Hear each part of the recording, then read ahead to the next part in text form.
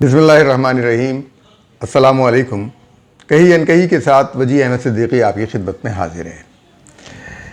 New York میں جمعے کا دن تھا اور وقت تھا 10:47 صبح کا وقت، اور سلمان رشدی جو ہے وہاں ایک انسٹیٹیوٹ میں کوئی تقریب سے خطاب کرنے جا رہا تھا یا کوئی شخص اس کا انٹرویو لے رہا تھا. اچانک اسٹیج پر ایک نوجوان چڑھتا ہے اور ایک تیز دھار آلے سے سلمان رشدی کے گلے اور پیٹ پر وار کرتا ہے. اسے گرفتار کر لیا جاتا ہے، لیکن سلمان رشدی کی حالت نازک ہو جاتی ہے اور وہ فوری طور پر ہیلی کاپٹر کے ذریعے اسپتال منتقل کر دیا جاتا ہے اور اب وہ کہا جاتا ہے کہ وینٹیلیٹر پر ہے.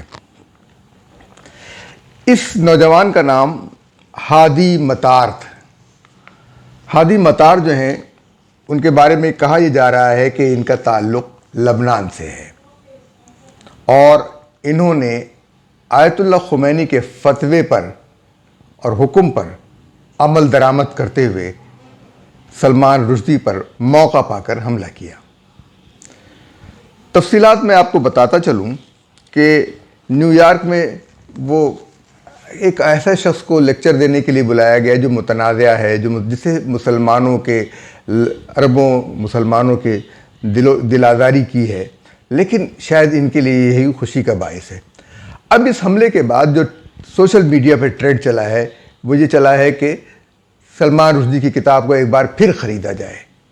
اور افسوس کی بات تو یہ ہے کہ بھارت میں ایک فلمی شاعر ہیں جاوید اختر، جن کی بیوی ایک اداکارہ ہیں، اور شبانہ اعظمی جو ایک مشہور شاعر کی بیٹی ہیں اور ایک مشہور شاعر کہہ لیجئے کی بیوی ہیں.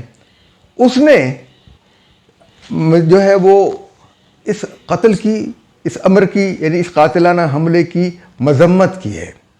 اس نے کبھی سلمان رشدی کے لکھے ہوئے اس عمل کی مذمت نہیں کی. آیت اللہ خمینی کا یہ فتویٰ ان کی وفات کے بعد اب تک موجود ہے اور کوشش کی جاتی تھی کہ اس فتوے کو واپس لیا جائے، لیکن ایسا نہیں ہوتا.